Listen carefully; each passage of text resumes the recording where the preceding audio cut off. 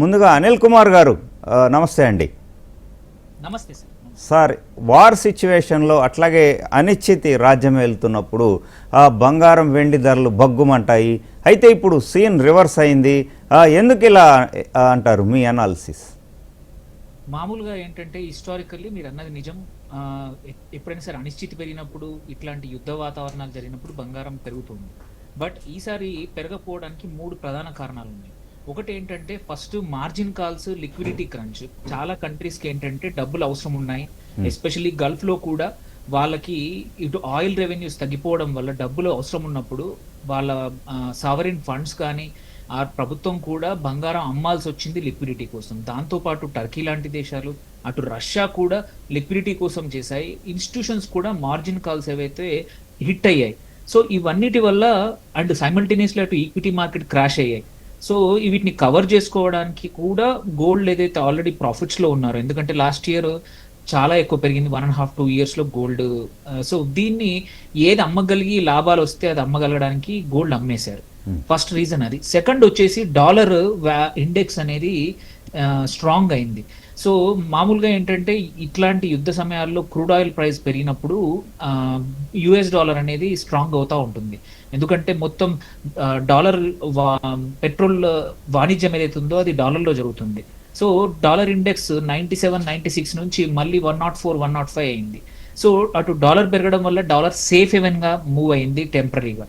So gold నుంచి safe హెవెన్గా అందరూ కూడా డాలర్ వైపు మళ్ళారు. థర్డ్ వచ్చేసి షార్ట్ టర్మ్ ప్యానిక్ అనేది కంపల్సరీ కనబడుతుంది లాంగ్ టర్మ్ సేఫ్టీ కన్నా. ఇది ఇనిషియల్ షాక్. ఒక్కసారి కొంచెం మార్కెట్ కొంచెం స్టెబిలైజ్ అయ్యి యుద్ధం కొంచెం తగ్గిపోయిందంటే మాత్రం గోల్డ్ మళ్ళీ రికవరీ అయ్యే అవకాశాలు ఉన్నాయి తప్ప. సో ఇవే 3 మెయిన్ రీజన్స్. నార్మల్గా గోల్డ్ సేఫ్ హెవెన్గా ఉండాల్సింది, ఈ టైంలో మాత్రం ఇట్లా బంగారం ప్రైస్ పడిపోయింది. ఇప్పుడు అమెరికాలో చూసుకుంటే బాండ్ ఈల్డ్స్ పెరిగాయి బాగా. సో గోల్డ్ అమ్మేసి బాండ్ ఈల్డ్స్ వైపు సెక్యూరిటీ కోసం వెళ్తున్నారా? ప్రభు గారు చెప్పినట్టు 1 lakh రేంజ్కి మళ్ళీ గోల్డ్ దిగి వచ్చే అవకాశం ఏమైనా ఉందా? సో ఒకటి మీరు అన్నది నిజం. అమెరికాలో హిస్టారికల్లీ చాలా రోజుల తర్వాత మళ్ళీ బాండ్ ఈల్డ్స్ చాలా ఎక్కువగా పెరుగుతూ ఉన్నాయి. అటువైపు కంపల్సరీ ఫండ్స్ అనేవి మూవ్ అవుతూ ఉన్నాయి. అది యాక్టివ్గా జరుగుతూ ఉంది. బట్ సైమల్టేనియస్లీ దాంతోపాటు అటు డాలర్లో కూడా, బికాజ్ డాలర్ స్ట్రాంగ్ అవుతా ఉంది కాబట్టి ఈ ప్రైస్ ఏదైతే క్రూడ్ ఆయిల్ ప్రైస్ ఏదైతే ఉందో అంత తొందరగా అట్లీస్ట్ జూన్ జూలై వరకు కూడా తగ్గే అవకాశం లేదు యుద్ధం ఆగిపోయినా. ఎందుకంటే most of the oil production facilities కానీ రిఫైనరీస్ కూడా గల్ఫ్లో దెబ్బతిన్నాయి. అలాంటప్పుడు సప్లై ఇమ్మీడియట్గా 100% ప్రీ వార్ సిచ్యువేషన్కి రావడానికి టైం పడుతుంది.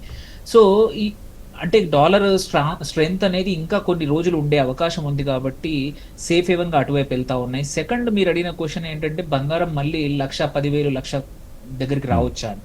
అదైతే అసలు కనబడట్లేదు. రీజన్ ఏంటంటే ఒక్కసారి కొంచెం యుద్ధం ఆగిపోయిందంటే మాత్రం బంగారంలో మళ్ళీ వీల్ సీ స్టార్ట్ మళ్ళీ కొంచెం ప్రైస్ యాక్షన్ కనబడతా ఉంది, మళ్ళీ ముందుకు జరగవచ్చు. మేబీ ఇంతకు ముందులాగా హనుమాన్లు సార్ చెప్పినట్టు ఇంతకు ముందులాగా ఫాస్ట్గా పెరగకపోవచ్చు. బట్ బంగారం మాత్రం మళ్ళీ 120-110కి వచ్చే అవకాశం అస్సలు కనబడట్లేదు. ఎందుకంటే ఆ లెవెల్లో ఇన్స్టిట్యూషన్స్ కానీ ఇటు వేరే మల్టిపుల్ సెంట్రల్ బ్యాంక్స్ ఏవైతే ఉన్నాయో కొనడానికి రెడీగా ఉన్నాయి 130-135 లెవెల్లో. అందుకే అది వచ్చినప్పుడల్లా మళ్ళీ బౌన్స్ బ్యాక్ అవుతుంది. ఎందుకంటే ఆల్రెడీ చాలా మంది వెయిట్ చేస్తూ ఉన్నారు ఆ ప్రైజెస్ కోసం.